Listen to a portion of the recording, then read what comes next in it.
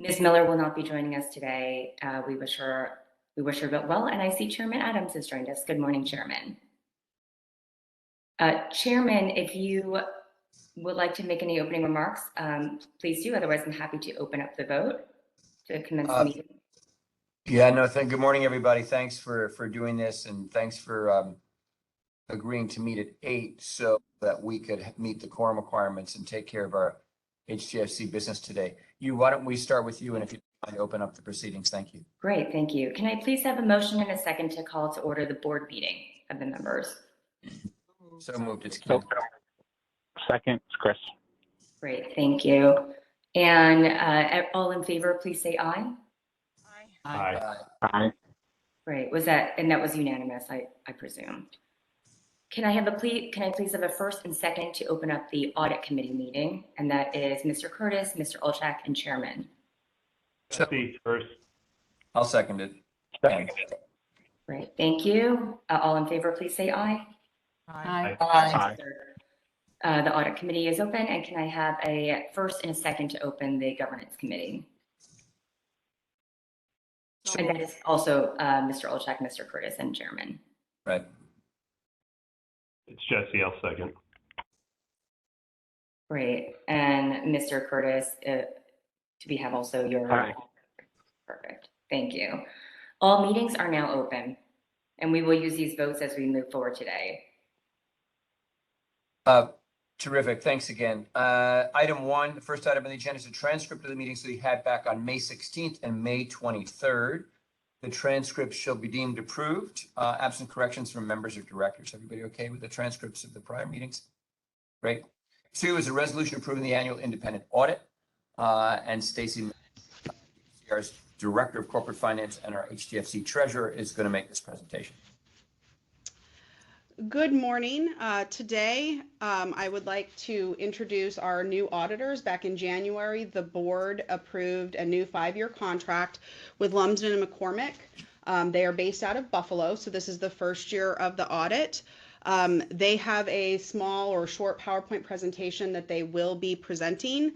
I believe we have Seth Hennard, who is the partner, but I'm not sure if he's joined yet. And we also have Jeremy Smith, who was the audit manager on this audit for this year. I would just like to say it was nice doing the audit with this new firm this year. They asked a lot of questions, and I am very confident in the response that they provide to you today.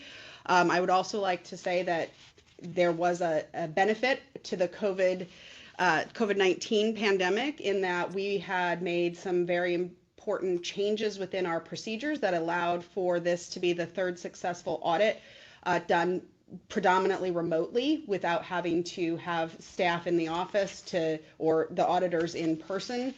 So that was a benefit for us, and we're pleased to continue those procedures and processes as we move forward. So without further ado, I'd like to introduce Jeremy, who I believe will be presenting the PowerPoint presentation. Jeremy. Morning. I'm going to share this. Good morning, everybody. So as Jeremy pulls that up for the presentation, as Stacy mentioned, we are Lumsden McCormick. We've done that as our first year for the audit. So it's been a lot of asking questions, a lot of video calls, and discussions with a lot of your staff. We also are required to contact the previous auditors, which we did that. They were also cooperative, so we received the information we were required to get from them. I did notice you have the draft financial statements in your package of materials, but what we put together here is a brief presentation to kind of summarize the highlights of the audit. And so we'll just present off this. If you have any questions on this or through the actual draft of the statements you have, feel free to ask us at any time on those. So jumping right into that, the first slide, the auditor's reports. So this is the main deliverables of the audit. Our main purpose of the audit is to provide an opinion that your financial statements are materially correct in accordance with the government accounting standards, which is what we did. You have an unmodified opinion, which is a clean opinion. It is the kind of highest level of assurance that says, in fact, your statements are materially correct in accordance with the standards you're supposed to follow. Being a government, we also have to follow the government auditing standards. and that requires us to also provide a report on internal controls and compliance. So if we were to have any findings or issues with regarding those items, we have to report as a finding, which I'd like to have to report. We did not have any of those findings, so also a clean report in that regard. The only different odd type thing in the report is the emphasis of a matter paragraph.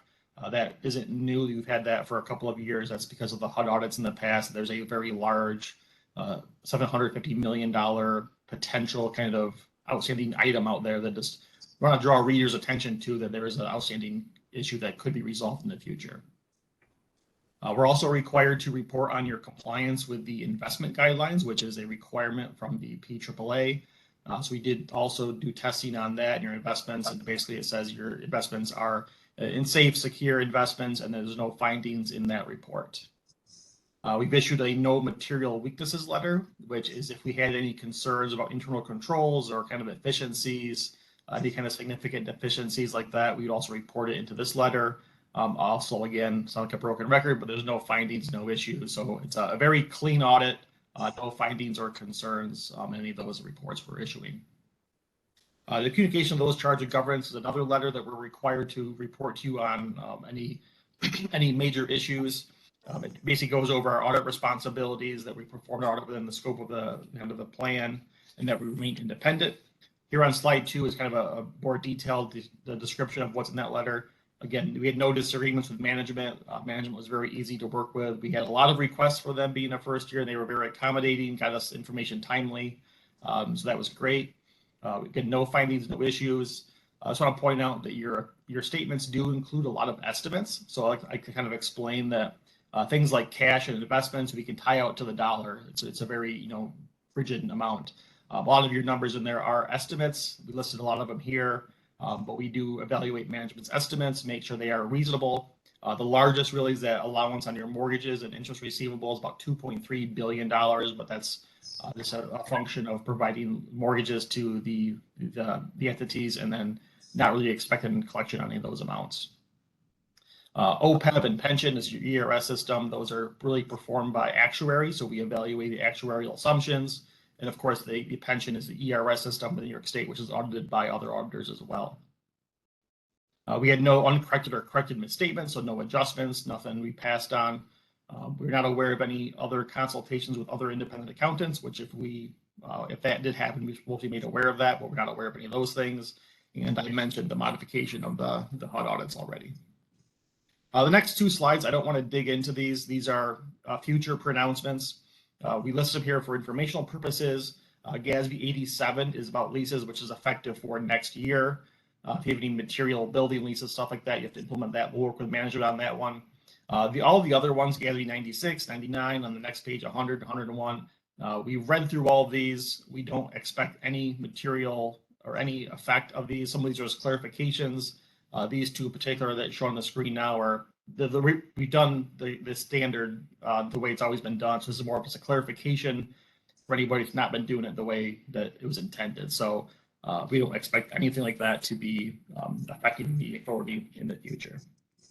And with that, we'll turn it over to Jeremy to kind of do a highlight of some of the financial amounts. Hey, as Seth kind of mentioned, this is kind of condensed down for the PowerPoint presentation. The good news is Stacy, Bonnie, Terry, the whole finance department, even with Ghoster, we didn't have any entries. So these are kind of the numbers that you look at every month. So we'll just kind of hit this at a high level. Obviously, you can see the biggest change is in the cash and investments category. If you net those 2, it's about $100 million increase. Once we get on the next slide, you'll see that's our change in net position. Our revenues exceeded our expenses by about $100 million. And we'll get into reasons why. The next couple categories, not too much changes. Other current assets represents mostly our government receivables related to the CBDG disaster recovery. And that was up about $10 million. That was an increase just due to timing. As you get into the accounts payable, accrued expenses and awards payable as well, those 2 netted up about 11 million once due to timing differences between the past 2 years. So grants receivables up 10 million, the payables and accrued expenses are up about $10-11 million as well. Seth kind of mentioned, we got our pension, our ERS system. We kind of netted it for the PowerPoint presentation, the deferred inflows and outflows all together into one to kind of show the activity on the year. This year, it resulted in a benefit for us. That was a decrease of about $2.5 million. Once again, that's out of our control, actuarial calculations. One thing to point out, ERS is always measured a year behind. So this is actually measured as 3/31/2021. 21 fiscal year was measured as 3/31/2020. So a lot of stuff, especially with COVID and how investments are doing, is going to affect that number. But we do not have much of a control of that at all. OPEB is our retiree health insurance. That's increased slightly, once again, in actuarial calculation. And that's a little bit more expected as health insurance costs continue to rise year after year. And then finally, we got our net position, or restricted. These are funds that are set aside or restricted for state, federal, and donor restricted use. Now, donor restricted use is only about $1 million out of that 420. So the largest portion of that is our federal restriction, which is $175 million. Most of that is made up of our housing choice voucher program, which is about $132 million. And then there's about $15 million set aside for the homeowners assistance fund through the ARPA grants that we'll kind of talk about as well. That's another $15 million.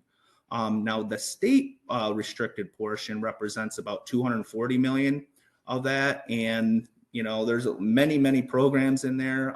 The largest two is our low income housing, which represents about $62 million out of that 240. And then our Gozer capital funds that we received during the year, which we'll talk about on the next slide as well, which is about $40 million. But, we have various programs in that 20 to 25 million, such as our rural assistance programs, community investment programs as well. So lots of programs that make up that balance. Next, we'll just kind of go over the revenues and expenses. So our operating, the project-based contract administration fees, not that it changed much. I know it's our largest source of administration revenue. I did see it increase a little bit, and that's due to we administered some more HUD contracts, and we'll kind of see that as we get into the federal grants revenue and expenses. The next big change, the fees from other federal programs, that's down about 20 million. That was due to received CARES money relating to the housing choice voucher program in the prior year due to COVID that we did not receive in the current year. Now that was actually 20.6 million. So taking that out of consideration, we're pretty consistent in revenues. Expenses, you can kind of see the payroll taxes and other employee benefits, that's down about 3 million. Consistent to prior year, except we had that pension. We have to record that actuarial expense. So that decreased our expenses this year versus prior year. Professional service contracts, that's directly relates to the CARES housing choice voucher program. We had about 12 million in expenses in the prior year related to that, offset by some other slight increases. So at the end of the day, we get an operating income about 17 million. Prior year's 23 million. So it is a decrease of 6 million, but it's mostly due to the that CARES housing choice voucher program, which was 20 million in revenue, 12 million in expenses, which was an $8 million operating income. So you take that out, we're pretty consistent from the last 2 years. The next couple slides do have more detail on the federal grants and state grants. I'm not going to get into them. I'll kind of talk about the significant changes just to make sure we don't get in the weeds too much and for time purposes. But I'll just talk about the significant changes here. So federal grant revenue and federal grant expense. Revenue went up 98 million, expenses went up 85. We would expect that. That's pretty consistent. Most of these grants are kind of in the pass-through form. PBCA is 1.7 billion of our federal grant revenue and expense. That increased from the prior year of 55 million. Now, we did receive the Homeowners Assistance Fund from the American Rescue Plan Act this year, which was 72 million in revenue, and we had about $56 million in expenses. So that's about a $16 million change. It's kind of the difference between our $98 million increase in revenues and expenses of the 85, which is about 12-13 million. So that's mostly what the reason is for. We did also had a COVID rent relief program in 2021, which was about 45 million, and we had 43 million in expenses in that 2021, which we did not have this year. So all three of those kind of combined represent 90% or so of those changes. Now, the next one, New York State grant revenue, as you can see, it's a large increase, 115 million. That's really just related to our Gozer capital funds that we received. That was in the state budget. That was 117 million. So that's pretty much all of the increase. Now the expenses, we actually incurred about 60 million in Gozer capital expenses. And so that was kind of offset by some other decreases in state programs. And that was just due to timing, various programs. So at the end of the day, we get about $100 million in a change in net position this year. Last year, we had a $20 million surplus. The year before, actually, we were about 800,000. So we've seen this trend going up. Really what the difference is, that $80 million change this year is mostly related to Gozer, which basically end up with about a $56 million change this year between the revenues and expenses we issued, and also the American Rescue Plan Act, which was another 15 million. So that gets us about 72 million of that 80. And then so that there was just timing between little changes between the other various programs that we issued. So, it's good. I know it's all restricted, but it's still good to see a nice change.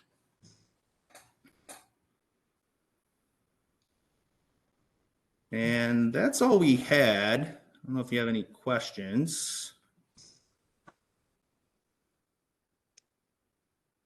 Thank you both. A very helpful presentation, and always start out recognizing the good news of a clean audit, a good report.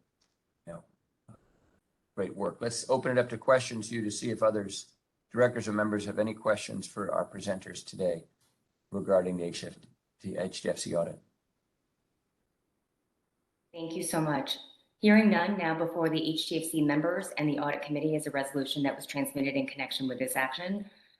Assuming the same first and seconds as previously submitted for the HTFC board, all in favor of adopting this resolution, please say aye. Aye. Aye. Thank you. And for the audit committee, assuming the same first and seconds, all in favor, please say aye. Aye. Aye. Thank you. The motion is carried and the resolution adopted. Great. Let me just again thank on behalf of the agency and all of us as members and directors, Jeremy and Seth, thank you both and your colleagues for great work and for your presentation this morning. It's good news to us and we're pleased to work with you, and again, appreciate your help. Thank you as well. And again, it's a very clean audit, and we can't do it without Stacy and Bonnie and all the help we get from Housing Trust Fund. Totally understood, and important shout out there to Stacy and the team. Thanks. Ruth Ann, anything from you on this? Nope. Just again, thanks. I think it was a great process. So appreciate that.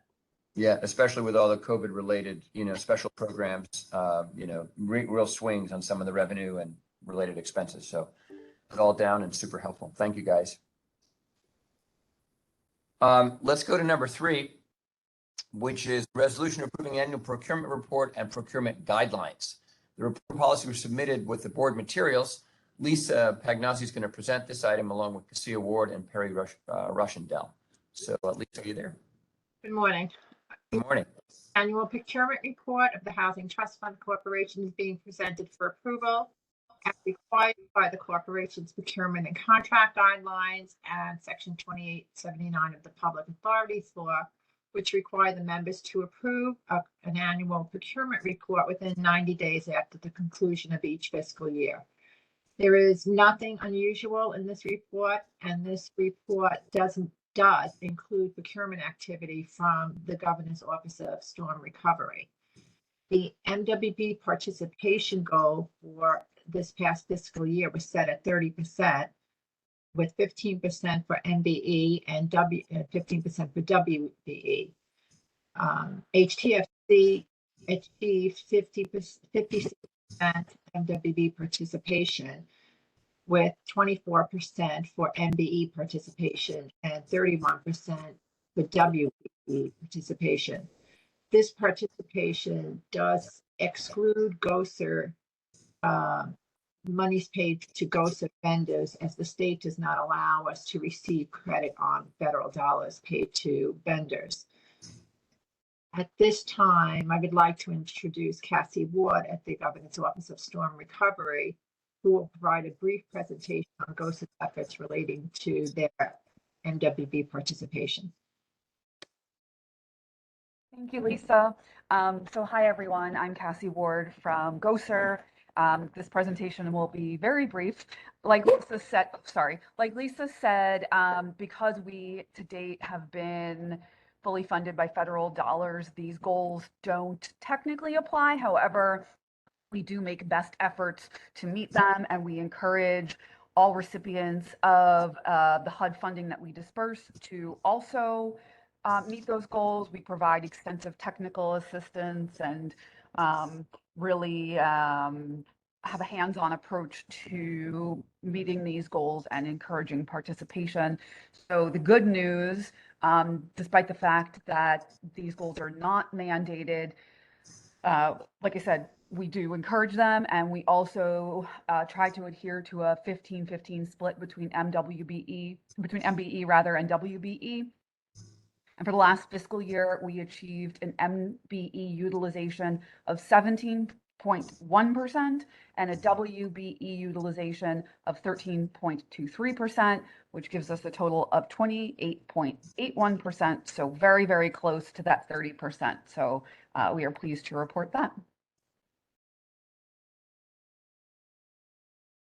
Thanks, Cassie. That's really good news. I saw Ruth Ann a moment ago doing some thumbs up and applause, quiet applause in her little WebEx screen. And I join her in recognizing that. And Lisa, your report as well on the state side. Obviously, we recognize that, these are state goals for MWB procurement participation.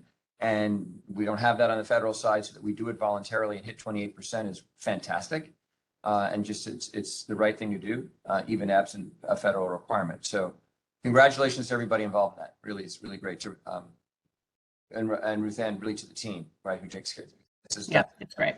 This is really hard to do. So that we continue to be really well ahead most state agencies in these goals, really leading the way. Goes back to Wanda and a long history of HCR of our agencies being really in the forefront of this work. So congratulations, Ruth Ann. Thanks. It's a great team. It's a great team. Thank you. I think we have to, do we take a vote on this? We do. Now before the HTFC members and the HTFC Governance Committee is a resolution that was transmitted in connection with this item. Assuming the same first and seconds for the HTFC board, all in favor of adopting this resolution, please say aye. Aye. Thank you. And all in favor of adopting for the HTFC Governance Committee, please say aye. Aye. Thank you. The motion is carried and the resolution is adopted. Great. Let's go to number 4, which is a resolution approving annual property disposal report and the property disposal guidelines. And Stacy's going to present this item, please. Morning again. I will try to make this as brief as possible. I know we're on a time constraint. As required by the Authorities Budget Office and the Public Authorities Law, we do have to report to the board any real or personal property purchased or disposed of during the last fiscal year. As most of you are probably aware, the only real property that the Trust Fund Corporation currently owns are those properties that were acquired through the Governor's Office of Storm Recovery's efforts with the Disaster Recovery Program. We have 2 sets of properties, one through a buyout program, which those properties have to remain vacant in perpetuity due to their location near flood zones. And then we also have acquisition properties, which we also have that do have some value that we may be able to realize. At the end of this fiscal year, By the end of this fiscal year, we had disposed of 121 properties off of our register. And some of them, 45 to be exact, were sold for values ranging from $500 to $35,000. At this point in time, we currently only have 285 properties still on our books or still held by the corporation. The Governor's Office of Storm Recovery is working very diligently to either sell those properties, those remaining properties, or transfer title to those properties. So we're hoping within the next year and a half, we will have disposed of all real property that we have acquired as a result of those disaster recovery efforts. We did not acquire any additional property this year, and we did not dispose of any real property or personal property of any note during this past fiscal year. Within the board materials, there is a list of the properties that we disposed of, as well as anything that's currently still held by the corporation. I am able to answer any other questions that you might have. Otherwise, I am seeking approval for this report. Oh, I would also like to mention that the requirements or the policy for the real property is attached. We are not recommending any changes this year. Great, thanks, Stacy. Any questions for Stacy on this report? If there aren't any, let's make it official. There's a resolution before the HTFC board, assuming the same first and seconds as previously submitted. All in favor, please say aye. Aye.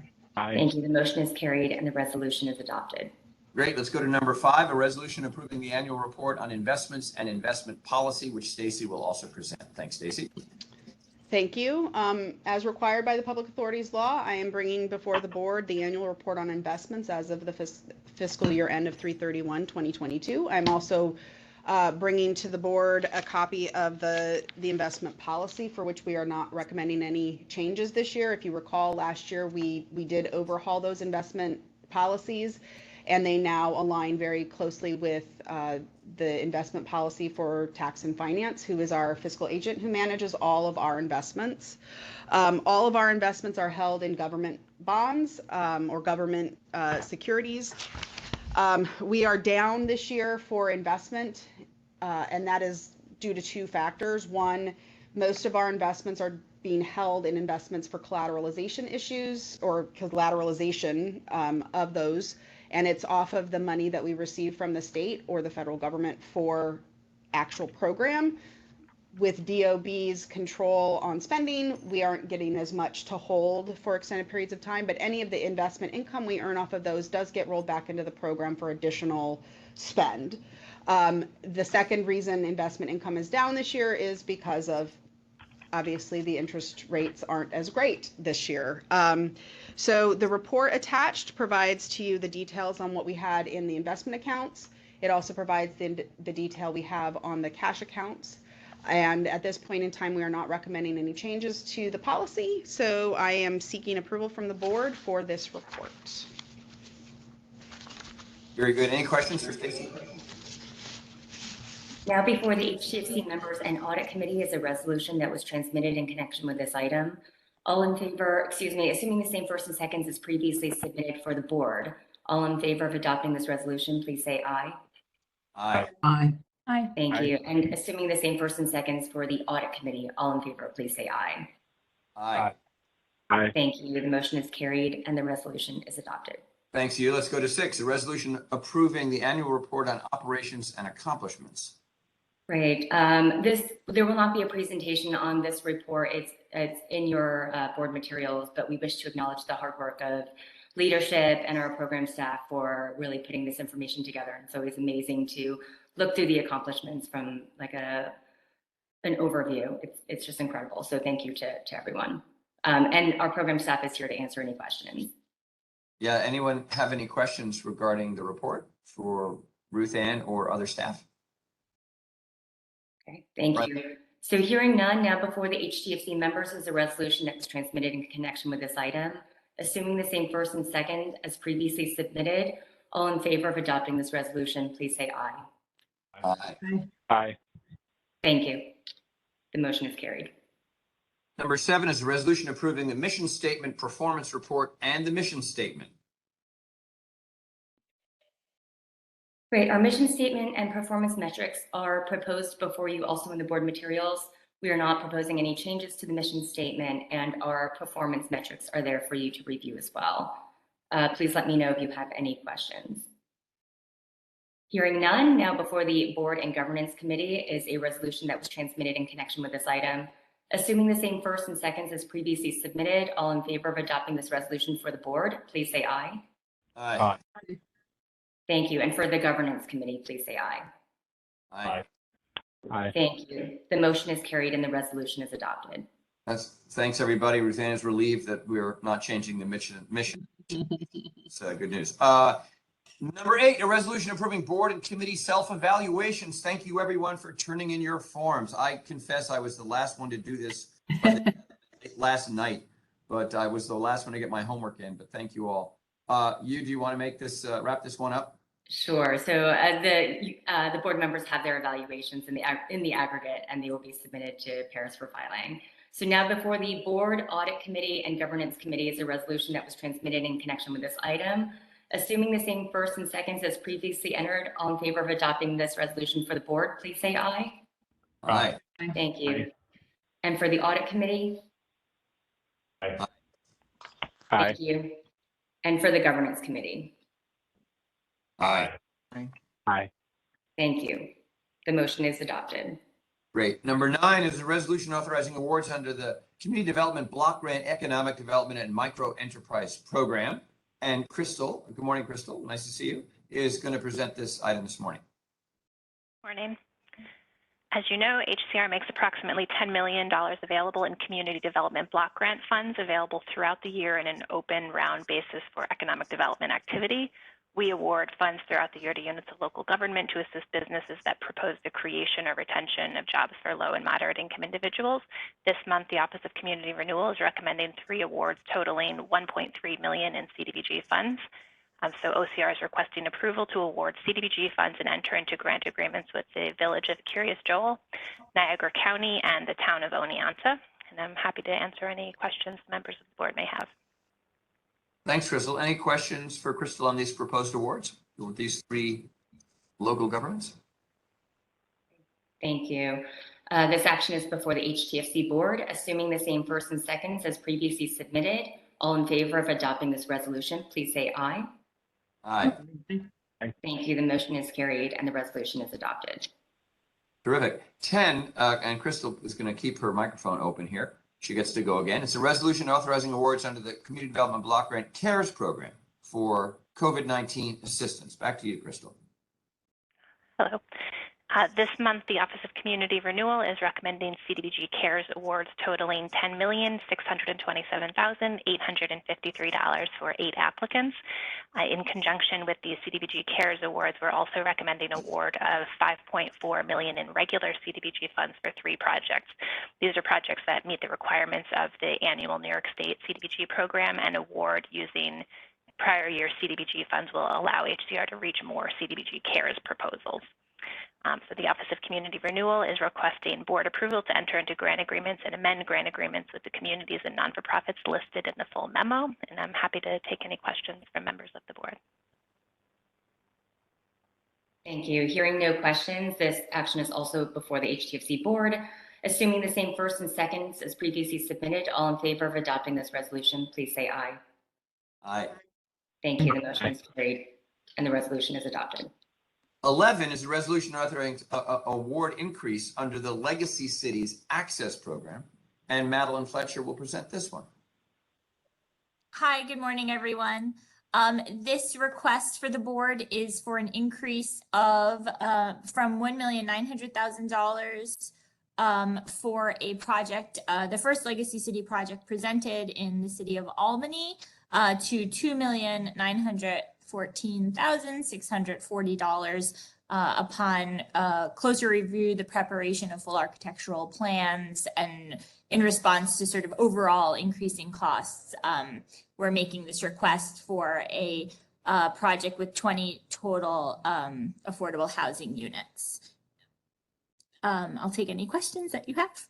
Thanks, Madeline. Anyone have any questions about this project in Albany? Great. So hearing no questions, this action item is before the board. Assuming the same first and seconds as previously submitted, all in favor of adopting this resolution, please say aye. Aye. Aye. Aye. Thank you. The motion is carried and the resolution adopted. Let's go to 12, which is a resolution authorizing an award selected for the multifamily finance 9% low-income housing tax credit request for proposers, the RFP for those tax credits. And Brett will present this one. Good morning, Brett. Good morning. Thank you. We are seeking the board's approval to award Housing Trust Fund and Federal Housing Trust Fund to a 71-unit project located in the village of Farmingdale in Nassau County, known as Sterling Green, with DNF Development being the applicant. We're only bringing one project to the board today, mostly as a timing issue rather than our typical group of awards. This is scheduled to close within the next 30 days. So we wanted to get this one taken care of. Again, 71 units offering a range of, targeting a range of local area median incomes ranging from 30 to 80, and it actually satisfies a stipulation and order settlement with the village fair housing settlement by developing this project. So we're glad to be a part of that. Any other questions I could answer about it? That's good, Brett. Very helpful. Any questions for Brett on this? Thank you. Hearing none, before the HTFC members, assuming the same first and seconds as previously submitted, all in favor of adopting this resolution, please say aye. Aye. Aye. Thank you. The motion is carried and the resolution adopted. 13 is a resolution authorizing Section 8 project-based voucher awards to be presented by Connie Bruno. Good morning, Connie. Morning. We are recommending a historically large number of projects and project-based vouchers to be awarded in a single round. This is necessary to ensure maximum utilization of Section 8 resources at a time when available affordable housing inventory is scarce. A total of 880 project-based vouchers are recommended at this time. Additional awards will be recommended at a later time. All right. Any questions for Connie? Hearing none, now before the HTFC members is a resolution that was transmitted in connection with this item. Assuming the same first and seconds as previously submitted, all in favor of adopting this resolution, please say aye. Aye. Aye. Aye. Thank you. The resolution is adopted. Yes.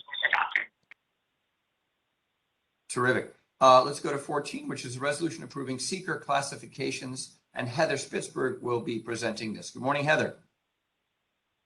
Good morning. Today I have two projects that I'm proposing that board issue negative declarations for. One is CDBG CV or a CARES project called Community Resource Center Bridge. It's in the city of Troy in Rensselaer County, and it is for the construction of a community service center, including an early childhood education and Head Start program. The other project is a 9% tax credit project called Crossroads, located at 695 East 170th Street in the Bronx. Both projects were reviewed by environmental staff, and no unmitigated adverse impacts were found. At this time, unless there are questions, I recommend that the board classify these projects as unlisted actions and issue negative declarations. Thank you. Anybody object to that? If not, you? Great. So there's a resolution for adoption before the HTFC members, assuming the same first and seconds as previously submitted. All in favor of adopting this resolution, please say aye. Aye. Aye. Thank you. The motion is carried and the resolution is adopted. Thank you very much, everybody. 15 is a resolution authorizing a printing and mailing services agreement with FedCap Rehabilitation Services, Inc. And Scott is going to present this. Good morning. Yes, we are seeking authorization to amend the contract with FedCap Rehabilitation Services Incorporated for the provision of printing and mailing services for use in our subsidy services office, which administers the Housing Choice Voucher Program to 4,400 households in New York City. We're seeking to extend the contract by 2 years in an annual amount not to exceed $80,000. And this is for the purpose of printing and mailing important correspondence to our various program stakeholders, to include both program participants and participating landlords. Scott, thank you for this. And just a personal note, I'm a big fan of FedCap, and it's good to see the agency working with them. Christine McMahon runs FedCap, and it's phenomenal. But as many of you probably know, the work that Scott is describing, if it's done by FedCap employees, they are likely people either with disabilities or formerly incarcerated, and working in these settings that help them just basically work their way back into the mainstream economy. Scott, I'm probably not too far off base in that assessment, am I not? No, not far off at all. Yeah, great. So good to be doing this work. It's a win-win, because of course you get your mailing out, and that's good too. Any comments for Scott on this? Okay, hearing none. There's a resolution before the members, assuming the same first and seconds as previously submitted. All in favor of adopting this resolution, please say aye. Aye. Aye. Thank you. The motion is carried and the resolution is adopted. Great. Thank you. That's important. Thanks, Scott. 16 is a resolution authorizing extension of a contract we have with Construction Management Services, and Nanika Shaw is going to present it. Good morning, Nanika. Good morning. So GOSA is seeking, this is for Rambo Americas. So GOSA is seeking a 2-year and 6-month contract extension for Rambo Americas Engineering Solution, Inc. for construction management services without a new competitive award process. There will also be an additional funding allocation of $5.5 million for this vendor. The contract extension is necessary to align with the construction schedule of the Rebuild by Design Living Breakwaters project. This project experienced an extended procurement phase, which caused a delay in the start of the project. There were also construction delays caused by weather and other circumstances. Finally, Rambo continues to offer competitive rates and was initially selected as a vendor under the best value methodology. Rambo has also committed to a reasonable 3% interest in wage rates, which has been determined to be competitive within the industry. All right. Sounds pretty convincing to me. Anyone else have questions for Nanika on this resolution? Thank you. Hearing none, there's a resolution before the members, assuming the same first and seconds as previously submitted. All in favor of adopting this resolution, please say aye. Aye. Aye. Thank you. The motion is carried and the resolution is adopted. Very good. The 17 is a resolution authorizing an extension of a contract for residential elevation services, and Nanika will also present this one. Okay, so GOSA is seeking a 1-year contract extension for DRG construction without a new competitive award process. This vendor does provide residential elevation services.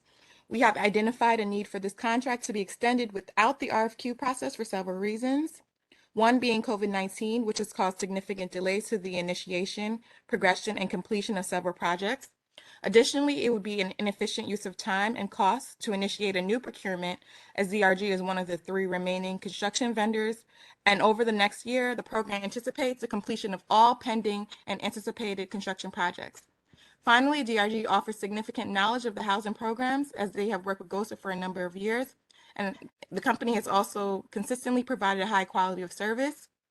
Bringing on a new vendor at this stage in a program may disrupt project closeout and potentially elongate the tenure of the remaining applicants in the program. Okay, thank you. Any questions for Nanika on this proposal? I would just say that I understand the efficiency and the sort of the challenges caused by COVID and delay a lot of these projects, and the fact you don't want to start a whole new procurement midstream. But we're going to have to put this COVID excuse behind us pretty soon, because in the interest of our fiduciary responsibilities and fairness in bidding and allowing our government contracts to be spread out to as many potential qualified bidders as possible, the extension and the postponing of a new competitive bidding process, my personal view is we cannot do that much longer, right? We really have to return to best practices as soon as we can and put the COVID excuse behind us. I think I see a hand raised by Paul. He might want to comment on that. Yes, I'm Paul Zito, Deputy Executive Director. I can provide a clarification. So we created a pre-qualified list of construction vendors DRG was selected on that list as the lowest qualified vendor. That list is expiring in the very near future, but they were awarded work in, I believe it was May. And so we simply need, they are the lowest bid with a qualified list of several vendors. And the issue at hand here is that while they have been awarded the scope of work, the actual work window will go until February of next year when the contract is set to end in July. Okay. Paul, that's helpful. Thank you. Good to know. Appreciate that. Any other questions for Nanika on this proposal? Thank you. Hearing none, there's a resolution before the members, assuming the same first and seconds as previously submitted. All in favor of adopting this resolution, please say aye. Aye. Aye. Thank you. The motion is carried and the resolution adopted. Great. Thanks, everyone, for walking us through that. It's sort of exceptional. So 18, resolution to enter into contracts with neighborhood and rural preservation companies under the Neighborhood and Rural Preservation Program. And Crystal's going to come back to present this item. Thanks, Crystal. The Office of Community Renewal is recommending just over $18 million in Neighborhood and Rural Preservation Program awards for review and action. With board approval, OCR will enter into grant agreements with up to 133 neighborhood preservation companies, 58 rural preservation companies, the Neighborhood Preservation Coalition of New York State, and the New York State Rural Housing Coalition. Happy to answer any questions from the board. Thank you. Hearing none, there's a resolution before the members, assuming the same first and seconds as previously submitted. All in favor of adopting this resolution, please say aye. Aye. Aye. Thank you. The motion is carried and the resolution is adopted.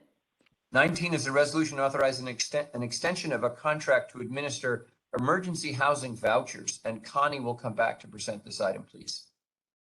Yes, hi. We are requesting board approval to amend our current contract with our emergency housing voucher vendor, CGI, our special purpose local administrator. The extension will result in a new term date of July 21st, 23, and increase the maximum value of the contract from $1.6 million to $3 million. The American Rescue Plan Act created the emergency housing voucher program to transition people currently experiencing or at risk of homelessness, including survivors of domestic violence and human trafficking, to permanent housing. Thanks. That's very helpful. Thank you. Any questions? Thank you. Hearing none, before the HTFC members is a resolution that was transmitted in connection with this item. Assuming the same first and seconds as previously submitted, all in favor of adopting this resolution, please say aye. Aye. Aye.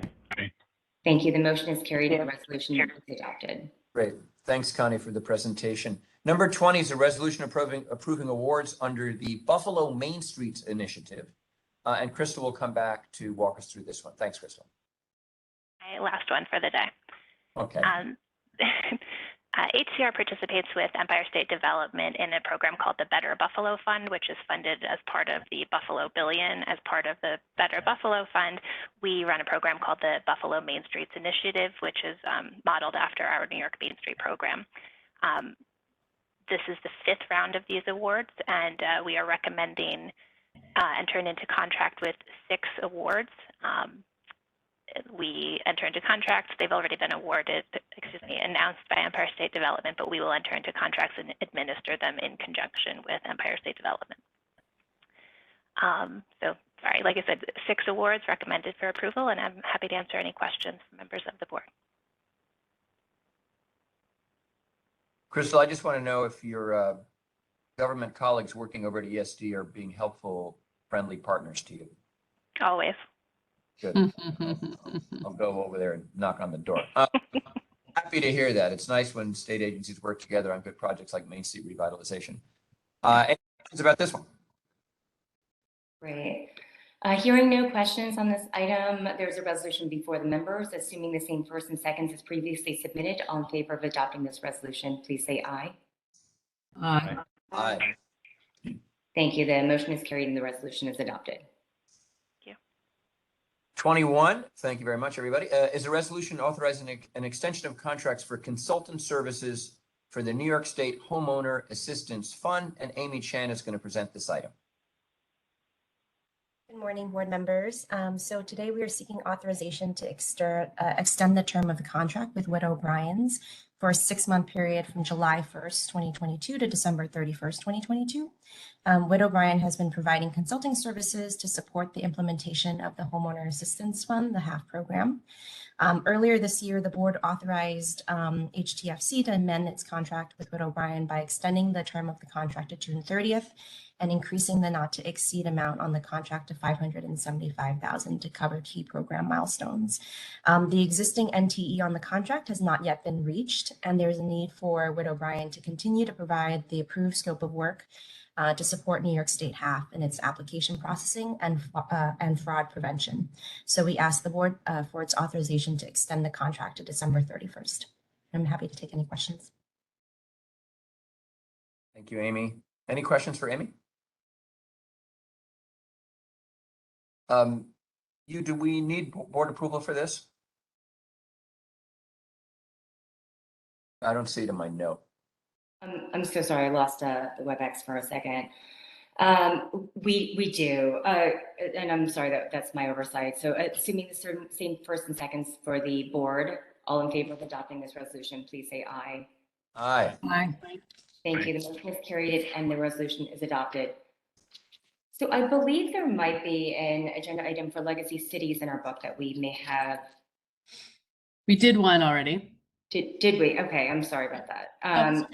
Ms. McEwen notes her recusal for that item. Okay. Thank you. That was item 11. Right. Perfect. Well, if you're comfortable with that, and we've taken care of all of those resolutions and adopted them appropriately, I think we can, bring this meeting to a close, because the remainder of the items are informational and there's no presentation on them unless board members so request. These, just for the record, include a review of the report on prompt payments and HTFC's prompt payment policy, a review of seeker concur summaries, and a review of type 2 seeker summaries. And I know Heather's probably still on the phone if anybody has any seeker questions for her. Any questions about any of these informational items? Great, hearing none, let's have motions to adjourn, assuming the same first and seconds to adjourn the HTFC board meeting. All in favor, please say aye. Aye. Aye. Aye. Thank you. And for the governance committee, all in favor, please say aye. Aye. Aye. Aye. Thank you. And for the audit committee, please say aye. Aye. Aye. Thank you so much. The meetings are adjourned. Thank you. Thank you, Ruth Ann and team, and of course, members, for joining us today on this sort of impromptu 8 a.m. call to get this important work done and advance all of these projects. So thanks everyone for your time and all the great work behind the scenes to prepare for today's meeting. Ruth Ann, by you and your team, who as usual have done a fantastic job, and we really appreciate it. You make our work as easy. Thanks everybody. Have a great day. Thanks everyone. See you July 14th. Bye-bye.